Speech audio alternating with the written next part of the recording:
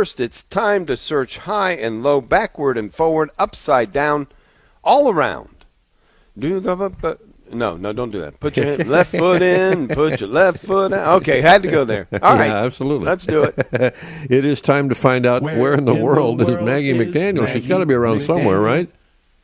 Good. Where in the world is Maggie McDaniel? We found her.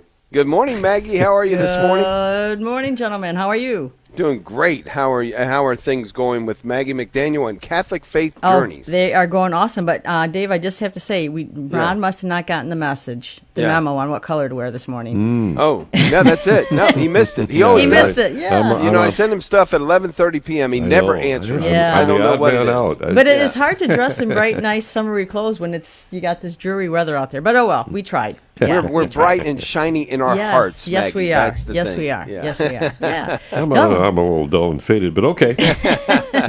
No, but things are going great. How about with you guys? Good. Yeah. Fabulous. Yeah, Happy birthday to the church absolutely. yesterday. Yeah. And what a beautiful Mass with Bishop Thomas yesterday. Pentecost Sunday, he does adult confirmation. And so we had around 50 adults confirmed. 50. Yes. Isn't that crazy? Beautiful. Awesome. Yeah. So welcome to the church, fully initiated into the church yesterday, all those who are confirmed. Cool. We are so happy that you are part of the family, the fulfillment of the family there. You know what strikes me, Maggie, and it strikes me about where the church is, it strikes me about where our diocese is, it strikes me about where the worldwide church is, and this also connects back to pilgrimage. Our church is young. I mean, we're nearly 2,000 years old, but we're spry. I mean, we're moving with great vigor and great energy, and it's fabulous to see. Absolutely. No, and it's fabulous to see, young people coming in. I mean, we had tons and tons of students coming in, of course, for their 8th grade, but to see the young adults coming into the church, and especially like Ron, you see it at St. Joe's. I mean, that's a booming parish, and new families coming in, but we're seeing it at other parishes as well, not just, St. Joe's and Maumee, and you're seeing it across the country and across the world. So what a beautiful thing. Yeah. Well, we're seeing it in places where you've been visiting for a long time now, where you've visited churches that have become museums, and now those museums are once again becoming churches because they're filling up with people. They're filling up with people. That's right. That's right. Now, the one place, though, where we do go that's been filled with people is Poland. Yeah. It's been full, but, people don't realize it's only been 40-some years that they've really had the freedom to really celebrate their faith openly and publicly. It's amazing to think of that. Right. It really is. When we look back, and we're going to visit a blessed there, Joseph, who was murdered because he was a priest practicing faith and supporting the people who wanted to be free. So we're very blessed. We do live in a free country where we can have our freedom, but it does awaken your eyes and your heart to see what goes on in the rest of the world. And I think it makes you a better person, a better Catholic, all around, a better human, for the world, because we see what's going on in other places than just our own hometown and our own parish. Yeah, and speaking of birthdays, that's how we're celebrating ours, our 15th anniversary. 15th birthday of Annunciation Radio. We're going to Poland, and we'd love for you to go with us. CatholicFaithJourneys.com. You could go there, go to Open Pilgrimages, and sign up to be a part of that fabulous visit to Poland. As you said, Maggie, with our priest leader, of course, Monsignor Kabaki, it's going to be incredible. It'll be incredible. It'll be very spiritual, but very fun, very holy. But he's a great guy. We love him. And they just went through an election there. They elected the most Catholic guy. I mean, they're kind of continuing to stand strongly behind their faith in Poland. So, not to your point, we're not going to a place where there are museums celebrating people from the past. There's a church fully alive there that we get to participate in. Absolutely. No, yeah. So we'd love to have you join us. So, give me a ring, 419-290-8782, or check it out on Catholic Faith Journeys. We're getting tight on time, though. I mean, we have to start making those reservations for, like, the salt mines in Auschwitz, where you have to give them names coming in. So if you want to go, please do not hesitate. We need to hear from you. Let's do a quick rundown, Maggie, because here it is.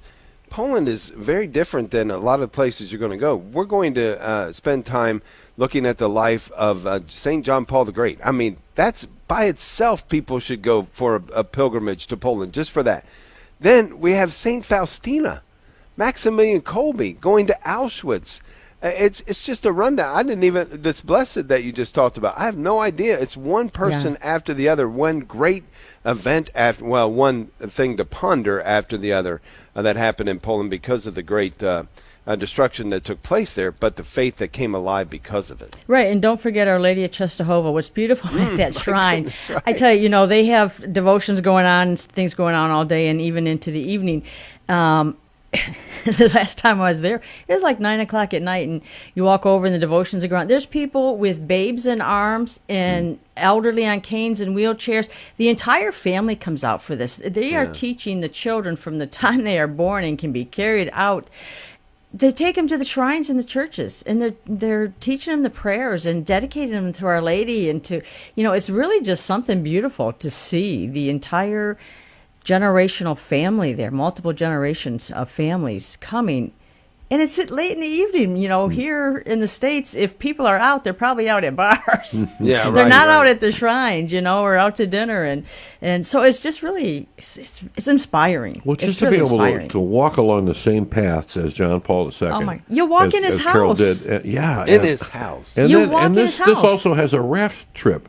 It does, yeah, and it's not like whitewater rafting in Virginia or that type of thing which I've done. But no, it's a beautiful, slow-moving raft. You don't have to paddle. You don't have to do anything. You just have to sit and enjoy the scenery. And they even point out places like, well, this is where then Bishop Watia would come with the students, or this is where he'd come in solitude to pray. And there's this, you see those types of things. So it's really kind of fun. It's beautiful. I would have said a month ago that what I was looking most forward to, Maximilian Kolbe, all of it associated with St. John Paul II. But I have to tell you, I got into the diary of St. Faustina, and now I just can't wait for all of those. I know that the diary, which has honestly affected me and changed me, as it should. And now I can't wait to get there and kind of put pictures to the whole thing. Oh, yeah, it's beautiful. And I tell you, her me. sisters are phenomenal. I mean, it's just, they're so joyful. It's just, it just sets you on fire. Yeah, so it's beautiful. And to pray the Divine Mercy Chaplet with them or in their churches along the way. Yeah, and the diary itself tells you what's going to happen. You know that Poland's going to go through a difficult time, and then a springtime is going to begin there. And so we're very, very thrilled to be able to be there and see where a lot of this is coming from. During our great difficulty, through great division, Poland remained faithful and really kind of has led the way to what I believe is now a new springtime in the church. So Absolutely. They're we have them to thank. Very, very strong, faithful people. So, yeah, the more I go to Poland, the more I fall in love with it, to be honest with you.